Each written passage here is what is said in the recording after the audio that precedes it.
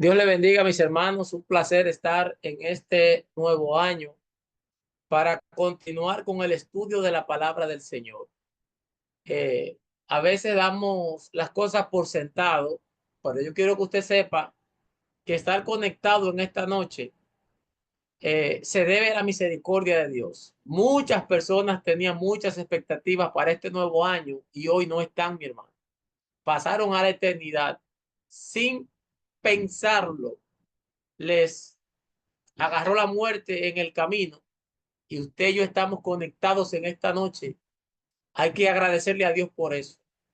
Vamos a dar una clase profética porque es del libro de Daniel, las 70 semanas de Daniel.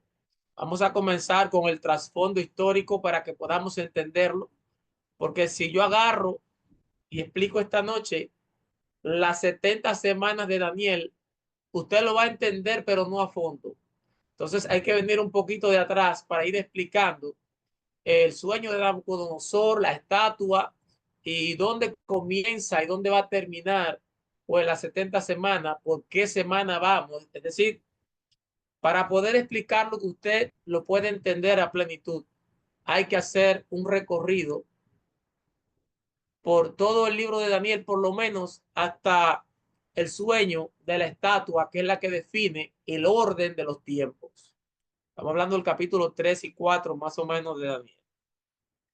Primero, el libro de Daniel, capítulo 1 en adelante, comienza a desarrollarse lo que es la deportación de la nobleza de Israel a Babilonia, que fue profetizada por Ezequías también.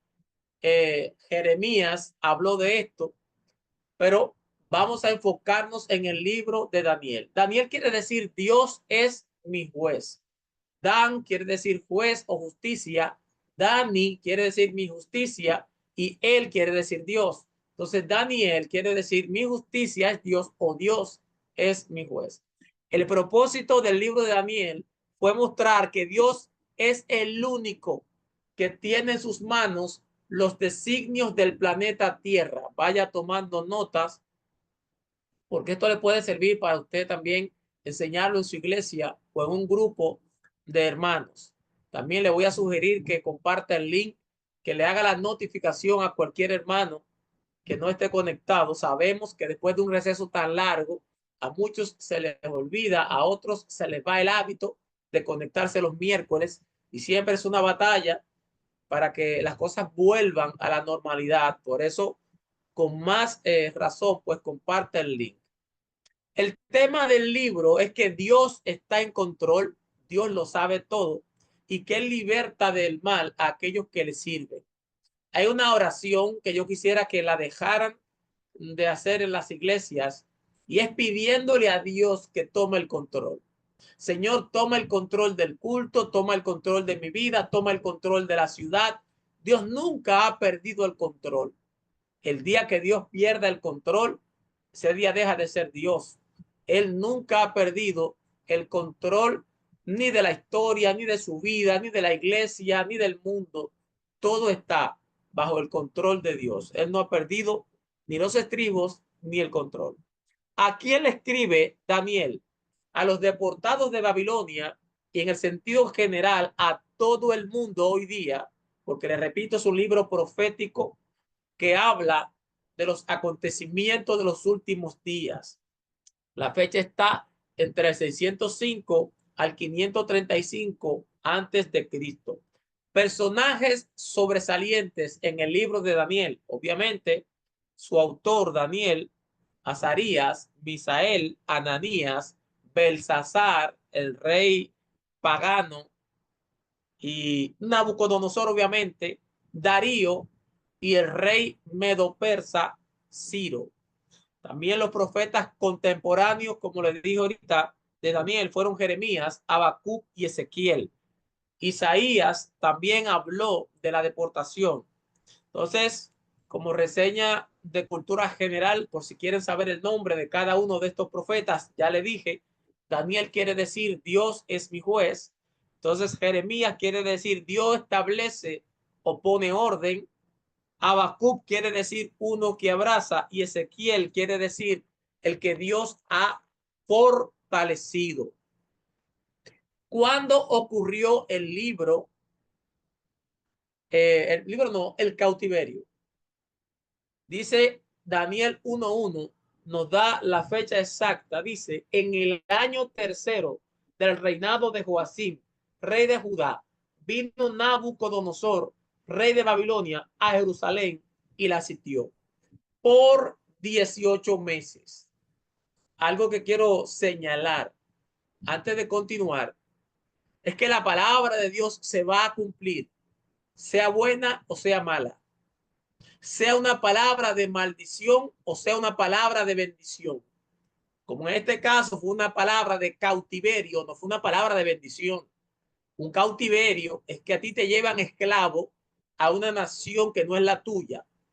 Matan a los hombres jóvenes, a los ancianos, violan las mujeres, muchas se la llevan de sierva, de esclava, y en este caso del cautiverio babilónico, a los brillantes y a los nobles se los llevan al palacio para utilizarlos, que fue el caso de Sadrach, Mesach, Abednego, como le pusieron después, que sabemos todos que no eran sus nombres, y el mismo Daniel, que le pusieron Belsasar, eran brillantes, eran de la nobleza y fueron llevados allá. Puntualizar que estamos viviendo en un tiempo donde muchos pastores, no voy a generalizar, solamente quieren una palabra de bendición, solamente quieren una palabra bonita en el púlpito. Se está coartando la voz de Dios. A Dios se está sacando de muchos púlpitos. De hecho, hay púlpitos que usted no puede ni siquiera mencionar la palabra arrepentimiento porque no lo vuelven a invitar.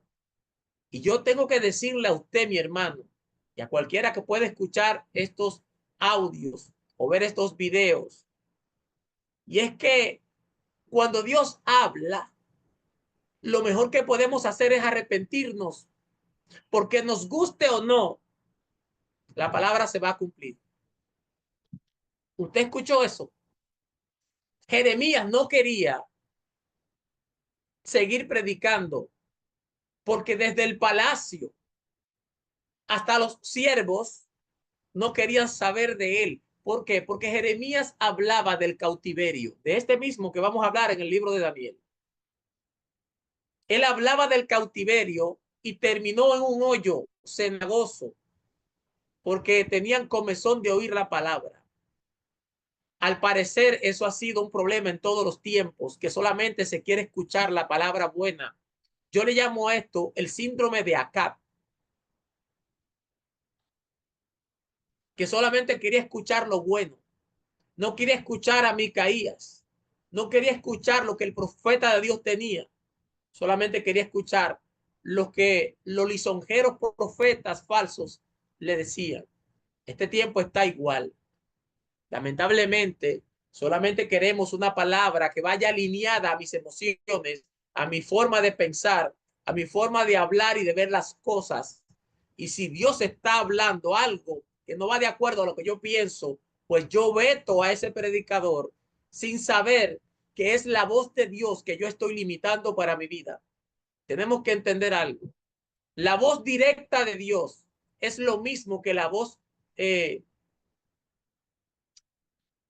directa de Dios, la que Dios habla en sí, es lo mismo que la voz delegada. Le voy a explicar. Si Dios me manda a mí a decir algo, es lo mismo que si lo dijera él mismo.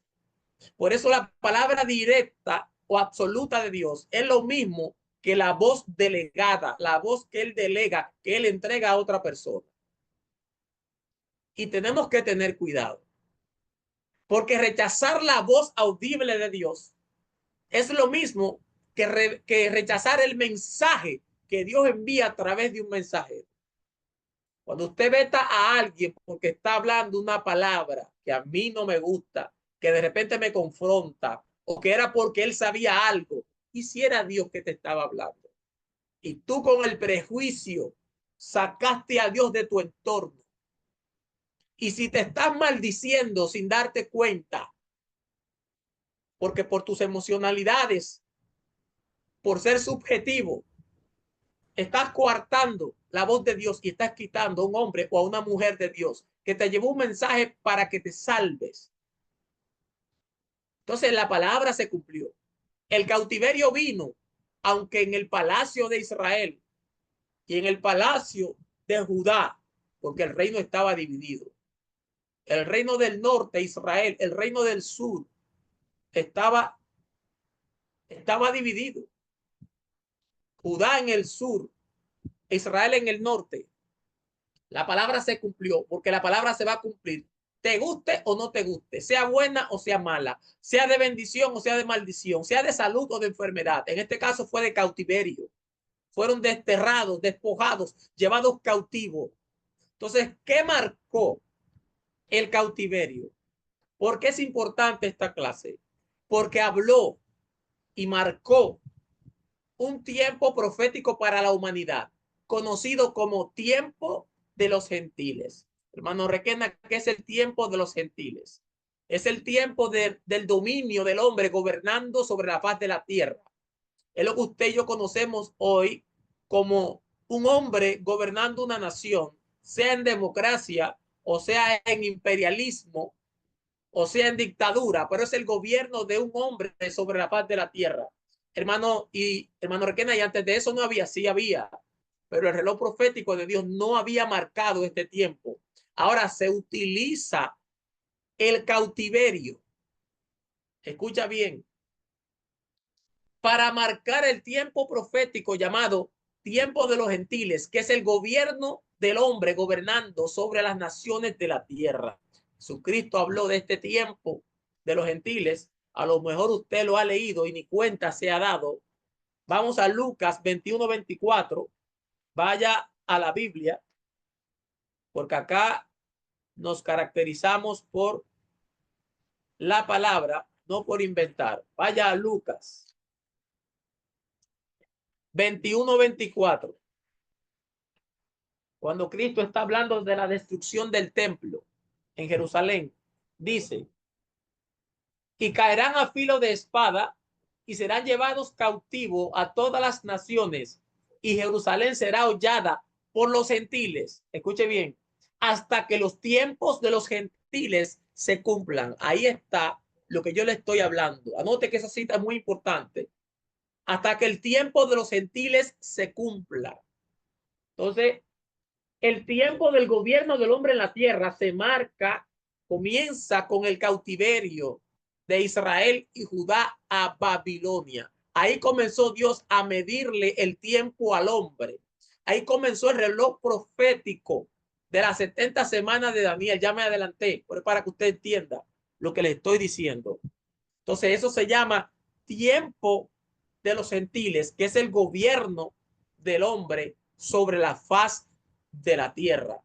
Ahora bien, cuando Cristo viene y la nación de Israel rechaza al Mesías, se abre un tiempo de gracia y de salvación para el mundo, conocido como plenitud de los gentiles. No se confunda con el tiempo de los gentiles. La palabra tiempo asócialo siempre con gobierno. Un gobierno acá, por lo menos en Dominicana, dura 4 años. Cuando yo le hable de tiempo de los gentiles, llévelo al gobierno de los gentiles. Pero cuando yo le hablo de plenitud de los gentiles, le estoy hablando del tiempo de gracia que Dios le dio a los gentiles para que pudieran salvarse.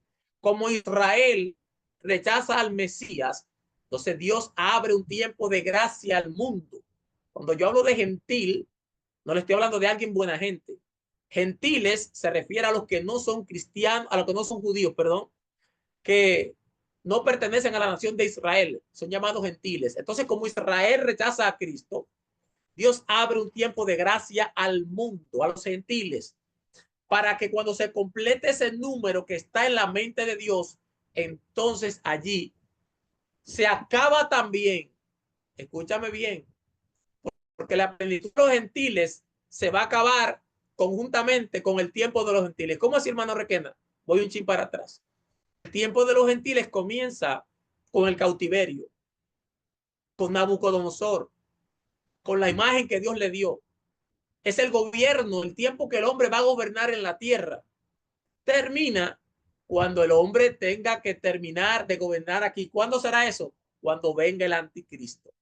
Porque escúcheme cómo que está esquematizado el asunto a nivel mundial. Ahora estamos en el tiempo de los gentiles, donde el hombre gobierna, donde los países eligen un presidente. Eso va a terminar cuando venga el anticristo, que será el tiempo cuando Satanás y la bestia van a gobernar por 7 años. Escúcheme bien. Entonces, después de ellos viene el milenio, que es cuando Cristo le va a enseñar al hombre cómo es que se gobierna y le va a enseñar al anticristo cómo es que se gobierna. Ahora bien, cuando termine el tiempo de los gentiles, es decir, el gobierno del hombre en la tierra, tiempo de los gentiles, automáticamente se acaba la plenitud de los gentiles. ¿Por qué? Porque cuando se acabe el gobierno del hombre es porque viene el anticristo. Y como el anticristo no va a gobernar a la iglesia, automáticamente se acaba el tiempo de gracia, se cierran las puertas momentáneamente, se acaba la plenitud de los gentiles y la iglesia es arrebatada y llevada al cielo. Entonces, estamos en el apogeo de los dos tiempos, en el apogeo del tiempo de los gentiles o gobierno del hombre y en el apogeo de la plenitud de los gentiles, que es el número de los que se van a salvar en el mundo según el Señor. Vamos a Hechos capítulo 15 para que usted vea esta profecía. Hechos capítulo 15, 14 al 17, donde habla de la plenitud de los gentiles y está en Romanos también. En Romanos está mucho más claro.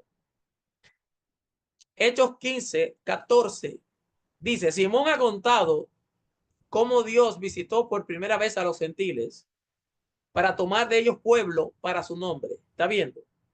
Y comienza a citar el Antiguo Testamento. El 16 dice, después de esto volveré y reedificaré el tabernáculo de David que está caído y repararé sus ruinas y lo volveré a levantar para que el resto, escúcheme bien, para que el resto de los hombres busque al Señor, ya hablando fuera de lo que es Israel como nación escogida, para que el resto de los hombres busque al Señor y todos los gentiles sobre los cuales es invocado mi nombre, dice el Señor, que hacen conocer todo esto, que hace conocer todo esto desde el principio o tiempos antiguos.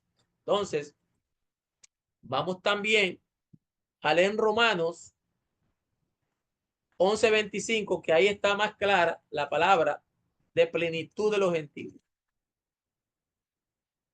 Escuche que dice, porque no quiero, hermanos, que ignoréis este misterio, para que no seáis ignorantes en cuanto a vosotros mismos, que ha acontecido a Israel endurecimiento en parte, lo que yo le dije, endurecieron su corazón para no creer en el Mesías y en su evangelio. Dice, hasta que haya entrado la plenitud de los gentiles. En otras palabras, Dios está esperando que esta plenitud de los gentiles llegue a su tiempo para luego darle a Israel las promesas de que todo Israel será salvo. Luego de eso vienen los 70,000, los 144,000 sellados, perdón, y entra entonces el tiempo de restauración para Israel. Pero antes que eso, tiene que completarse la plenitud de los gentiles. Entonces, si la gente supiera, yo enseñaba el martes, perdón, ayer en una clase y decía, si la gente supiera que cada día que pasa queda menos tickets de salvación, si la gente supiera que cada día que pasa el número se acorta, si la gente supiera que la plenitud de los que se van a salvar antes de que suben de la trompeta ya está llegando a su límite, la gente correría, estuviera haciendo filas en las iglesias. Usted hace una invitación a un amigo, ellos se quedan sentados en el banco como que ellos son los importantes. Es para que usted vea el velo que Satanás ha puesto a la gente y otros que Dios le dio la oportunidad de la salvación, jugando. Mire cómo están muchos jugando con el ticket de la salvación, con un pie dentro y otro afuera.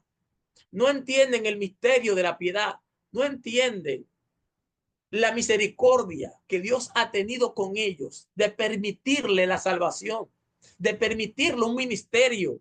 Hay gente que creen que ellos merecen. Mi hermano, somos gentiles, aparte de que no somos Israel, que no somos la nación santa, el pueblo adquirido por Dios, real sacerdocio. Como decía mi papá, entramos de chepa y no estamos aprovechando el privilegio. Usted no se imagina la cantidad de gente con doble vida, con hipocresía, con dones hermosos, con iglesias hermosas, viviendo en Adán, viviendo en la carne, descuidando, como dice Hebreos, una salvación tan grande. Si nosotros supiéramos en el peligro que estamos, descuidando el ticket de salvación que tenemos, y si el mundo supiera el privilegio que tiene de ser elegido para la salvación, le repito, las iglesias estuvieran todas las noches haciendo fila para arrepentirse, para pedir perdón al Señor. Entonces, para continuar, tiempo de los gentiles, tiempo del gobierno humano aquí en la tierra que comenzó con el reloj profético del cautiverio o la deportación. Ahí comenzó el reloj profético de Dios para el tiempo o el gobierno del hombre. Se llama tiempo de los gentiles. Y a la vez, cuando Cristo es rechazado en Israel, entonces comienza a la plenitud de los gentiles, como quien dice, Israel, que es la nación escogida, no me quiere, pues abro mis brazos, dijo Cristo, al mundo, para que todo aquel, ya no los judíos, porque esa palabra se la dieron fue a Nicodemo, si usted no lo sabía, de Juan 3:16, fue la conversación de Jesús con Nicodemo. Vaya al capítulo 3, donde Nicodemo va donde Jesús de noche y Jesús le dice, si tú no naces de nuevo, no puedes entrar al reino, porque los judíos pensaban que por ser hijo de Abraham eran salvos, que por ser rabino o por ser descendiente o por cumplir la Torá. Jesús le dijo, si tú no naces de nuevo, no puedes ver el reino de los cielos. Olvídate de que tú eres hijo de Abraham, que tú eres judío, que tú eres rabino, maestro en Israel. Tienes que nacer de nuevo. Y para acabarte de romper la teología rabínica, farisaica que tú tienes, Nicodemo, te voy a decir esto. Porque de tal manera amó Dios al mundo, que dio a su Hijo unigénito, es decir, yo, para que todo aquel que en él crea, en mí, en Jesús, no se pierda, sino que tenga la vida eterna. Este versículo rompió toda la teología rabínica de los tiempos, porque ellos pensaban que por ser judíos serían salvos. Ahora Cristo le dice, la salvación no es para los judíos, eso es para todo aquel que en mí crea. Por eso fue que después de un tiempo de Pablo estar perdiendo el tiempo con los judíos, porque usted analiza la vida de Pablo, y los que se le levantaban en todos los lugares eran los mismos judíos. Entonces Dios le dijo, déjame esos cabezones tranquilos y ahora predícale a los gentiles. Y ahí Pablo es constituido como apóstol de los gentiles. Como quien dice, no voy a desaprovechar el talento que tiene este hombre, bregando con gente cabezona. Pablo, predícame al que está allá afuera.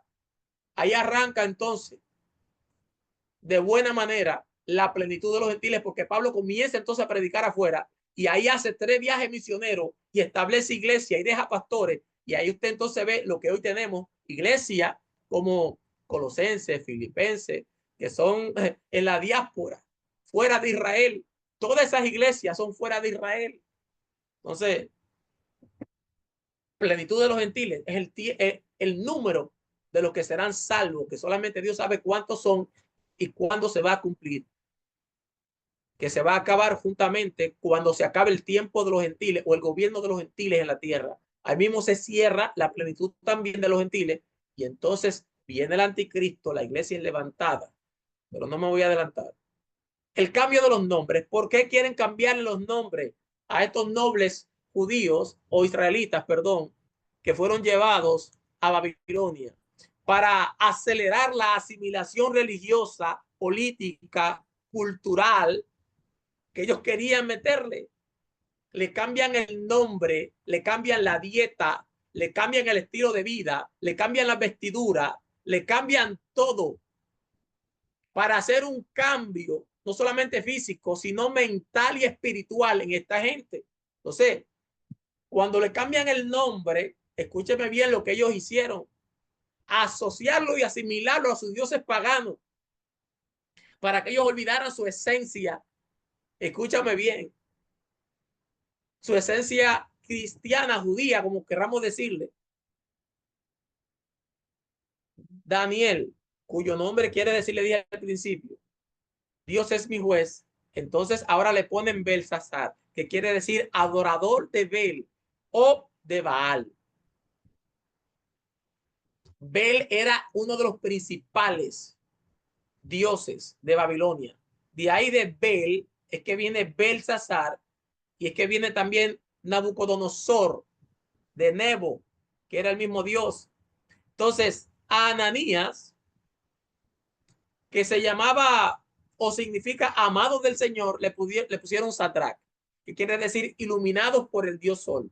Escuche qué nombre tan bonito tenía Ananías, amado del Señor.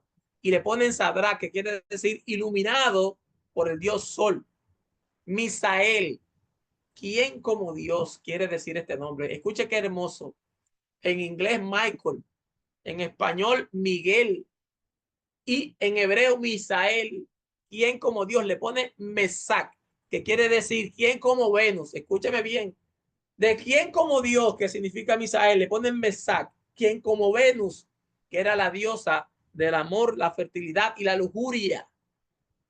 A Azarías le ponen Abednego, que quiere decir adorador de los dioses de Babilonia o servidor de Nebo. Abednego, servidor de Nebo o adorador de los dioses de Babilonia. Cuando le cambian estos nombres, ellos cortan, quitan, amputan el nombre de Dios que tenían estos hombres para ponerle el nombre de sus deidades paganas y así irle lavando el cerebro. Pero ¿qué pasa? No fue suficiente. No fue suficiente. Y estos nombres que yo mencioné, de Misael, Azarías, Daniel, no son muy famosos. Lo conocemos por Sadrach, Mesach y Abednego, porque eran los nombres que más se describen ellos en el libro de Daniel. Pero podemos ver que aún tratando de cambiarle el nombre, no pudieron cambiar su esencia.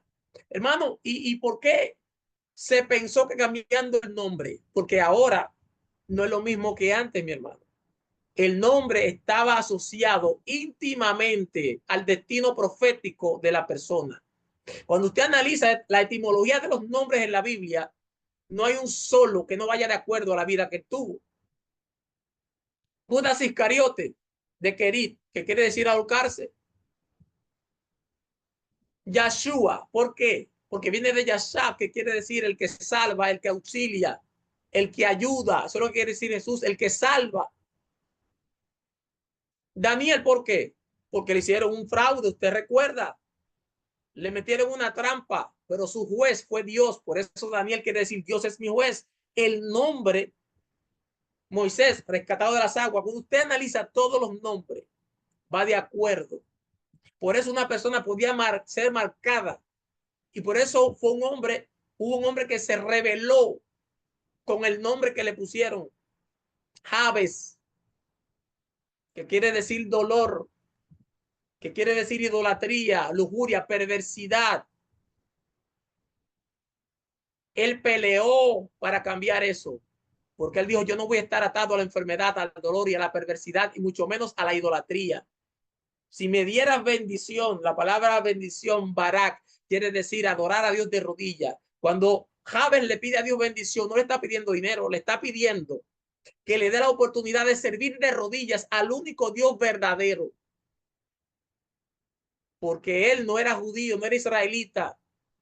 Venía de una nación pagana, que fueron de las naciones que siguieron con Israel cuando ellos salen de Egipto. Y estaba impuesto a adorar a ídolos paganos. Ahora él quería la bendición de adorar al único Dios verdadero. Claro que después le siguió la bendición económica, pero la palabra bendición está tan materializada aquí que la asociamos con dinero de una vez. Entonces, cuando tú querías marcar a alguien, tú le ponías el nombre. María, la madre de Cristo, viene de Mara. María viene de Mara. Y Miriam en hebreo, que quiere decir amargura, porque una espada, dice la Biblia, que traspasaría su misma alma. Todos los nombres están amalgamados, unidos a la vida y al destino que tuvieron todos. Por eso es que a un Jacob, que quiere decir engañador o el que suplanta, el Señor le pone Israel, fuerte, o el príncipe con Dios, el que pelea con Dios. A un hombre fluctuante llamado Simón, Cristo le pone Pedro, roca. porque el nombre afectaba el carácter de la persona. Entonces, hicieron ese vano intento de cambiarle los nombres a estos muchachos, pero ellos sabían que aunque los babilonios le habían estampado un nombre que no era, ellos sabían que su carácter y su esencia no iba a ser alterada, y así lo demostraron en toda la vida. Escuche esto. A lo mejor alguien no va a estar de acuerdo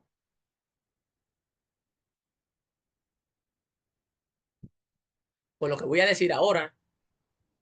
A lo mejor muchos lo están haciendo. El ayuno de Daniel, sígalo haciendo. Yo no tengo problema con eso, pero yo como maestro tengo que aclarar algunas cosas. Ellos se revelan en Daniel 1:8. Daniel 1:8, ellos se revelan. Ellos no quieren comer de la mesa del rey. Vamos a ver qué dice. Y Daniel propuso en su corazón no contaminarse con la porción de comida del rey, ni con el vino que él bebía. Pidió, por tanto, al jefe de los eunucos que no se le obligase a contaminarse.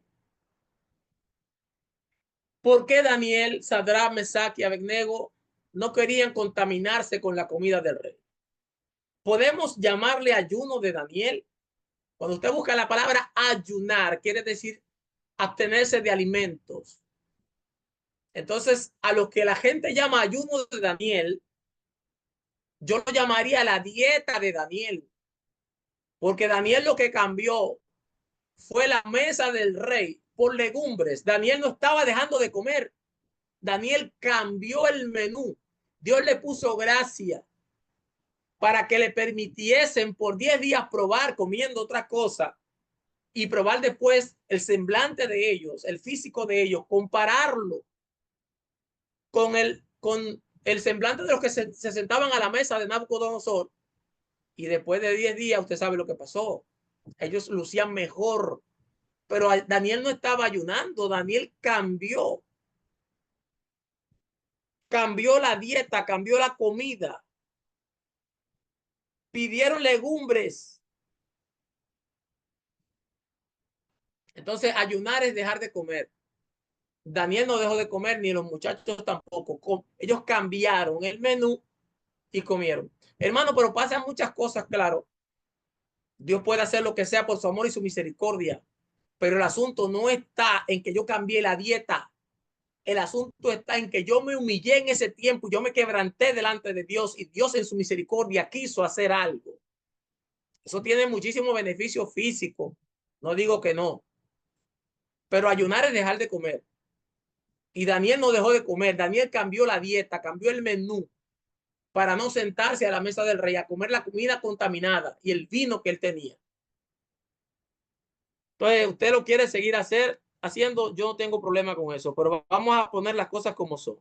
El 12 dice, te ruego que hagan la prueba con tus siervos por 10 días y nos den legumbres a comer y agua a beber. Legumbres. ¿Entiende, mi hermano? Ellos comían y bebían. Entonces, lo que llamamos ayuno de Daniel es más bien bíblicamente la dieta de Daniel. Pero la pregunta que yo hago es, ¿a cuál mesa de Nabucodonosor tú te estás negando para pedir las legumbres hoy día? ¿Cuál es el contexto que te conlleva a ti o que te lleva a ti a hacer el ayuno de Daniel? Porque Daniel y ellos tuvieron una causa. Pero ¿cuál es la tuya y cuál es la mía? Repito, el que lo quiera seguir haciendo, que lo haga.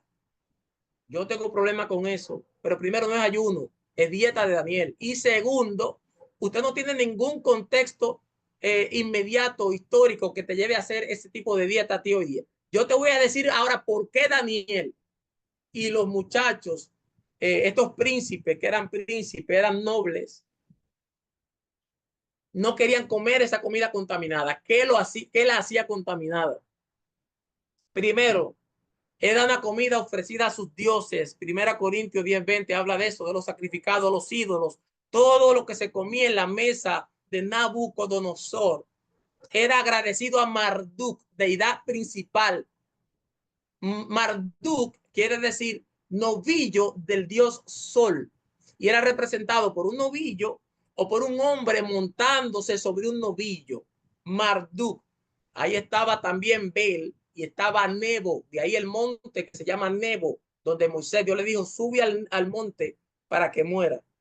Entonces, la comida era ofrecida a los dioses y ellos estaban claros con eso. Número dos, la cocinaban con sangre. Los judíos no comían sangre. Tenían una forma específica para matar, comer sus alimentos, matar y comer sus alimentos. Los babilonios lo comían con la sangre y ellos no podían comer sangre y sabían que comerse en esa mesa, esa comida, era invalidar este mandamiento, era transgresión. Número tres, se bebía la sangre de un toro para darle fuerza. Se apotemaba, escuche esto, a golpes un toro. Y cuando tenía la sangre por borbotones, lo degollaban, le cogían la sangre y en la mesa se la bebían, porque decían ellos que en la sangre estaba la vida y estaba la fuerza, y estaban recibiendo fuerzas de su Dios. Acuérdese que Marduk quiere decir novillo del dios Sol. El animal sagrado era el toro. Entonces ellos apotemaban un toro, le sacaban la sangre, se la bebían en la mesa, porque decían que recibían la fuerza de Marduk. Número cuatro, se hacían orgías en esa mesa. Cuando usted escucha la palabra mesa, le llega a la mente la mesa suya de comer y la mía. La palabra mesa en el idioma primario de la palabra quiere decir alfombra. Porque la mesa que tú y yo conocemos no era la de ese tiempo, era una alfombra que se tiraba y ahí se ponían los banquetes y se ponían unos cojines. Por eso era que aún en los tiempos de Cristo, Juan recotaba su cabeza del maestro. Era porque era sentado o acostado en el suelo. Porque la palabra mesa, repito, quiere decir alfombra en el idioma originario de la palabra. Entonces, en ese suelo, en esa alfombra, no solamente se comía y se bebía, sino que habían orgías, literalmente. También había vino y ellos no bebían vino, pues eran nazareos, perdón, que nazareno es que el que se crió en Nazaret. Nazareo era el que no bebía vino porque había hecho voto de consagración al Señor. Entonces, como Daniel sabía todo lo que yo le estoy diciendo, él propuso, dice que Daniel propuso en su corazón no contaminarse con la comida de Babilonia. Por eso entonces le pide a este hombre que era encargado de la comida, al jefe de los eunucos, le pide legumbres y agua. Y ahí viene la confusión con el supuesto ayuno de Daniel. Daniel cambió el menú para no contaminarse con la comida que estaba en la mesa. Pero Daniel no ayunó. Daniel cambió el banquete, la carne, el vino, la lujuria de la mesa por las legumbres. Si le quieren seguir llamando ayuno de Daniel, está bien. Pero más correcto sería la dieta de Daniel, el cambio de alimentación de Daniel. Entonces, si ese tiempo te lleva al Señor, si cambiar esa dieta te acerca más, seguro que físicamente te ayuda. Porque ese cambio de alimentación, dejar el azúcar y tantas cosas, ayuda físicamente. Pero yo quiero que usted entienda, cuando Dios le responda, no fue porque usted hizo un cambio de dieta, fue porque usted se humilló. Porque si usted no lo sabía, incluso el ayuno total, de abstinencia total, donde no se come, el verdadero ayuno, cuando Dios hace algo, no lo hizo porque tú tenías el estómago vacío, no, fue que el ayuno te ayudó al quebrantamiento, porque si usted no lo sabía, el ayuno te da quebrantamiento. Entonces, cuando Dios hace las cosas, no fue porque tú ayunaste, eso te ayudó a quebrantarte y Dios te respondió por eso. Entonces, cuando Dios te responda en el ayuno de Daniel, no fue por el cambio de dieta que hiciste, Así como cuando también te responde el día que hagas un ayuno general, total, no fue por eso. Fue porque en ese tiempo te quebrantaste. En ese tiempo te humillaste. Y la dieta de Daniel o el ayuno total que tú hiciste te ayudó al quebrantamiento. Tenemos que entender el asunto para que no caigamos en el legalismo de que Dios me respondió por algo que yo hice. Esa es la base del legalismo. Yo hacer para lograr algo. Amén.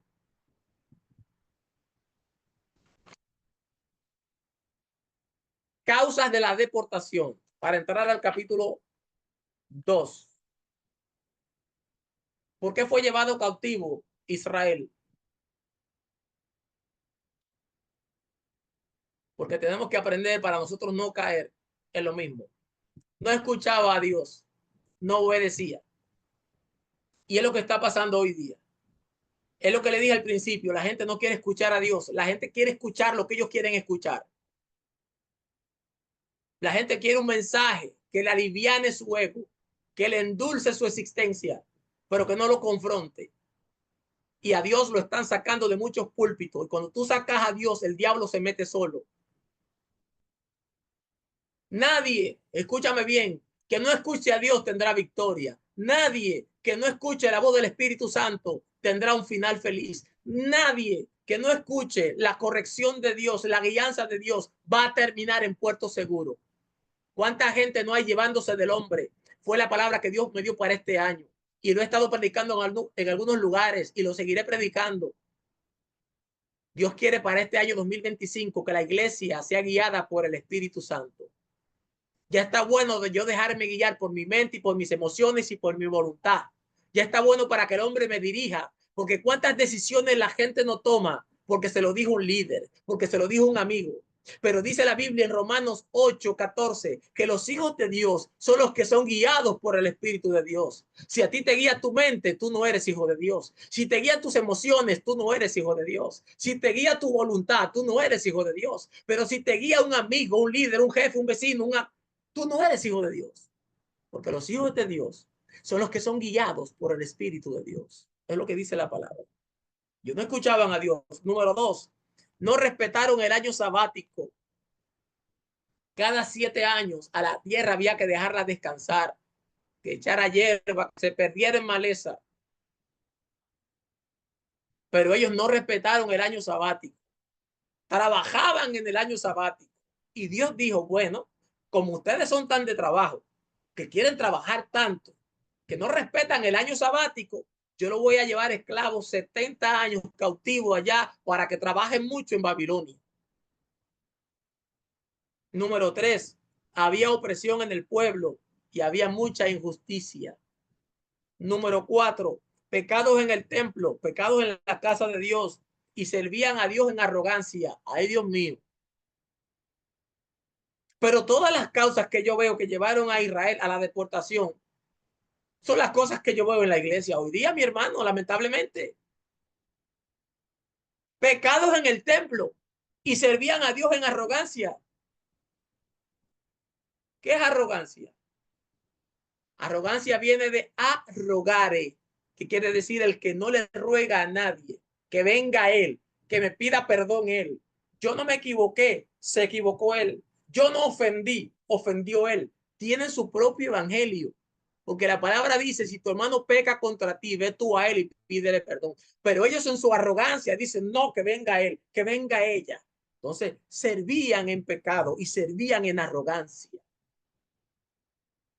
Había idolatría. El pueblo quemaba a sus hijos, se lo entregaban a Moloch. Había adivinación, espíritu pitón adivinando. Número 6, imitaron a otras naciones. Y número 7, adoraron animales como los egipcios. Adoraron al sol también. Todas estas causas y muchas más fue que lo llevaron a ellos entonces a la deportación. Capítulo 2, el sueño de Nabucodonosor. Dice que este es uno de los más importantes de este libro, este capítulo, porque comienza allí el reloj profético del Señor con este sueño.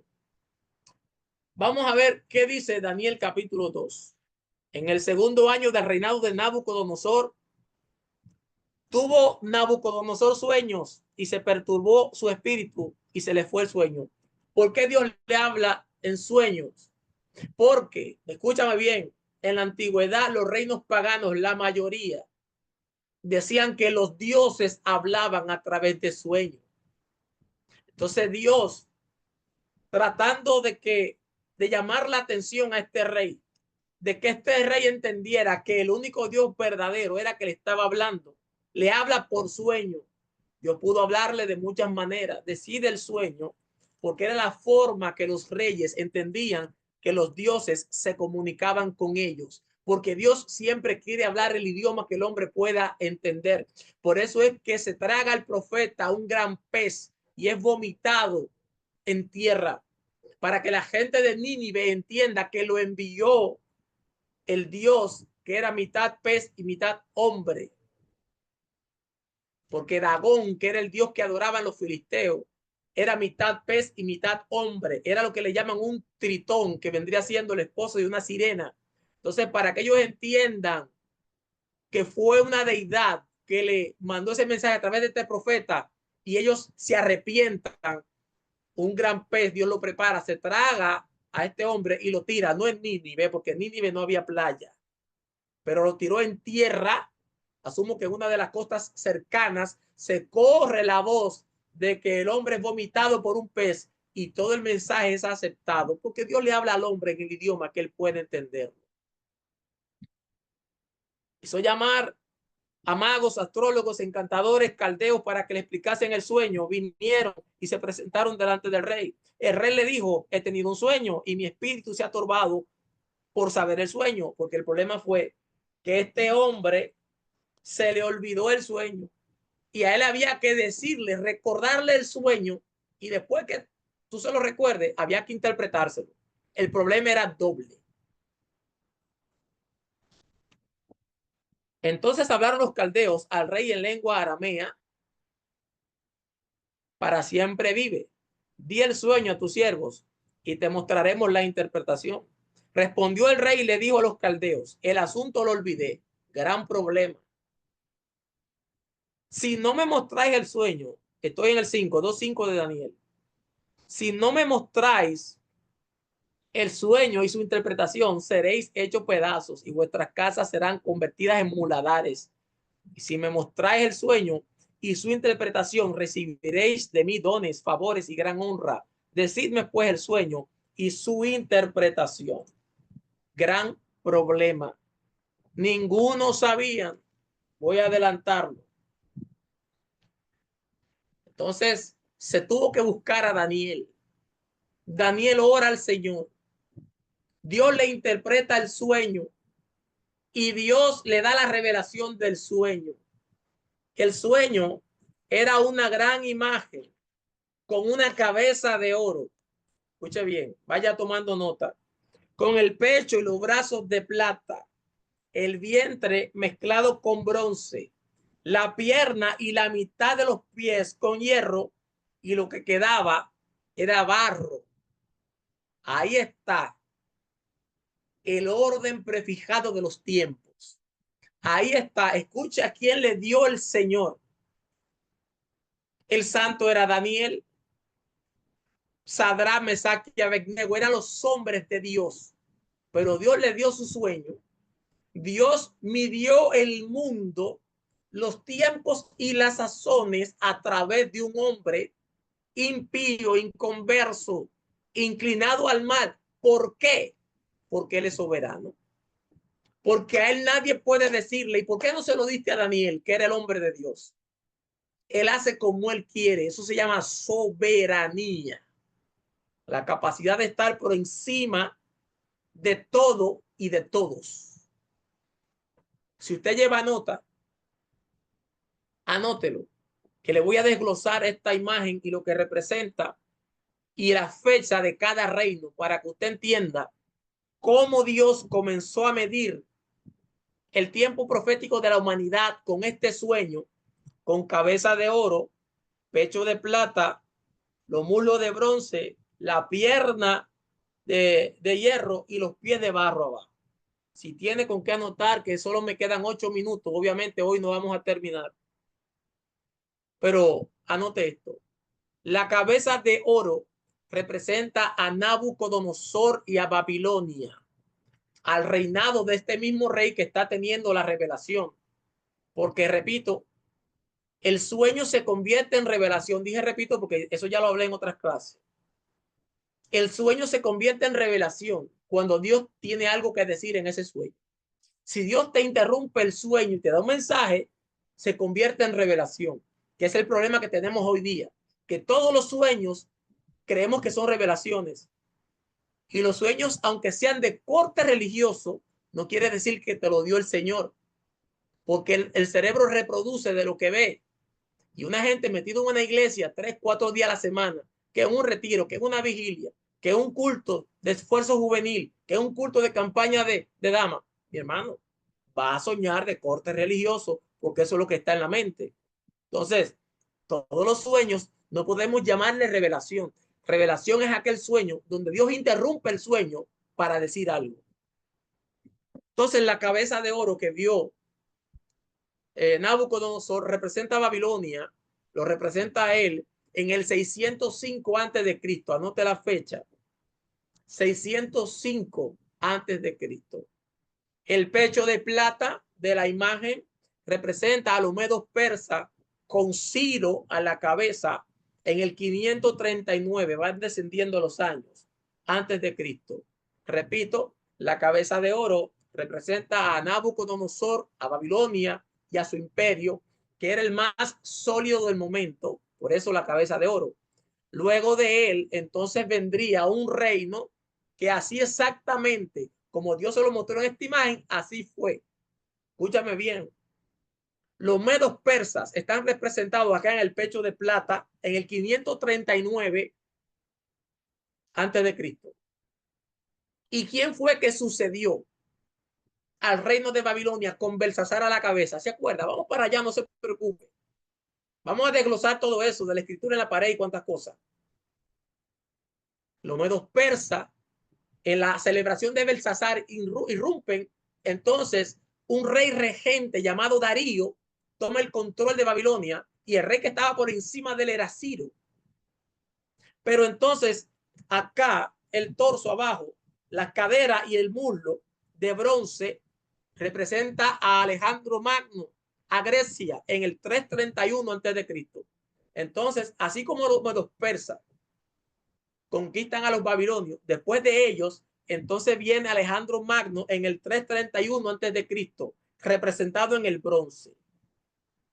Ahora bien, para abajo, la pierna y parte del pie de hierro representa a Roma en el 146 antes de Cristo. Roma comenzó a gobernar como imperio en el 146 antes de Cristo. Por eso es que estaba el César cuando Cristo nace, y estaba Herodes el Grande, que era un rey regente de Roma, porque era el imperio romano que estaba cuando Cristo nace. Entonces voy a hacer una recapitulación ahora, no se preocupe. Entonces, ya los pies mitad hierro y lo otro de barro representa las Naciones Unidas, representa los Estados Unidos, muchos dicen el mercado común europeo, pero abajo termina con ese barro, con ese sucio en el gobierno del anticristo.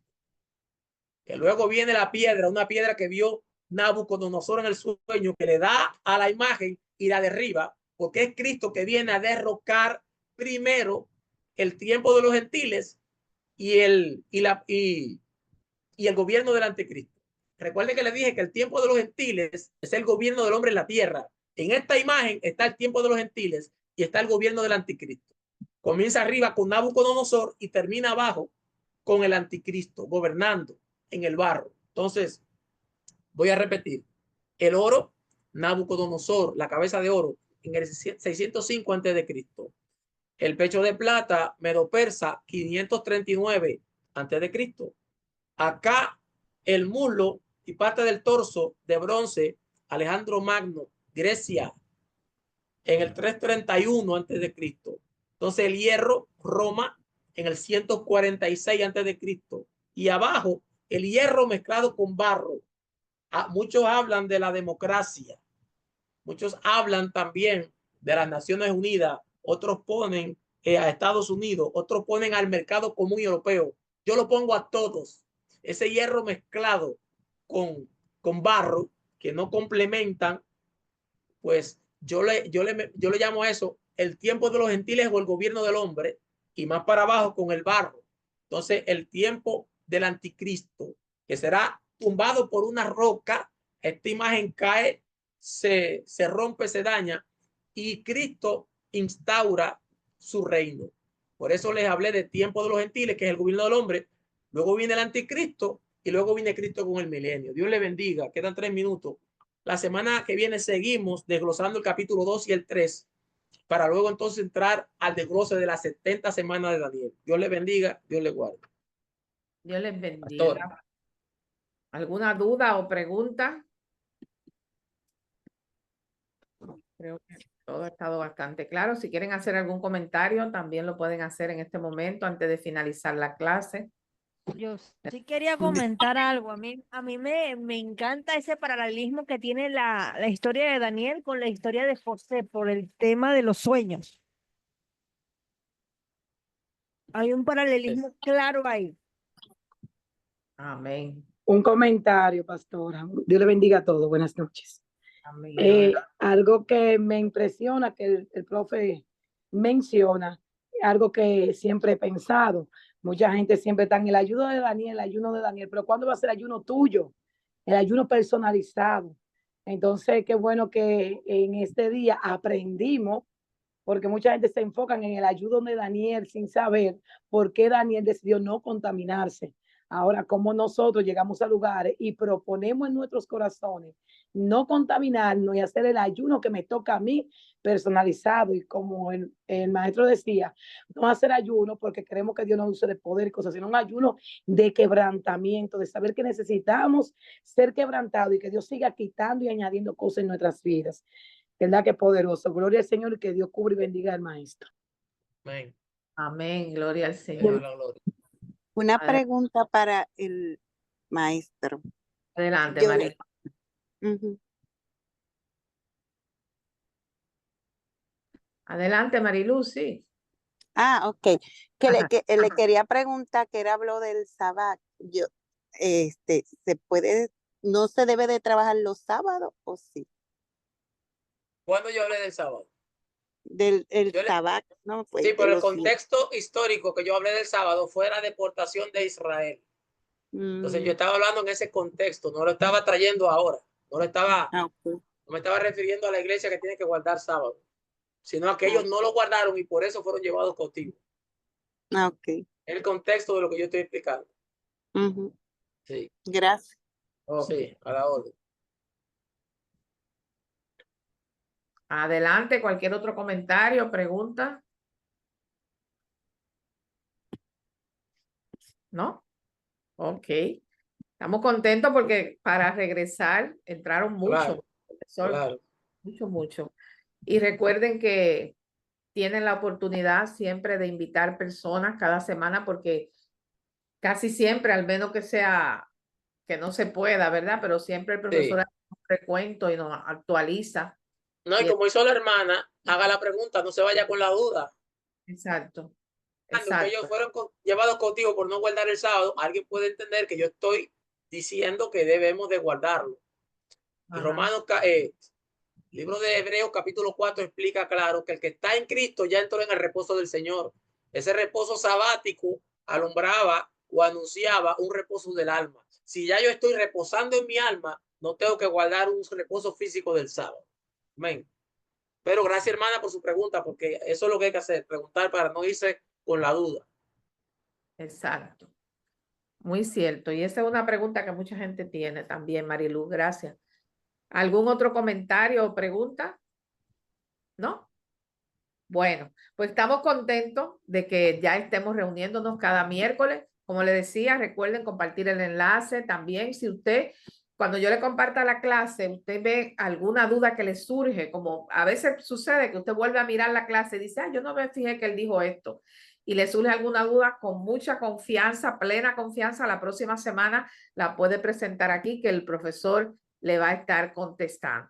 Así que ahora nos vamos a despedir. El profesor nos va a llevar como siempre en oración. Se le ama y gracias, y esperamos que haya mucho más la semana que viene. En el nombre de Jesús. Amén. Buenas noches.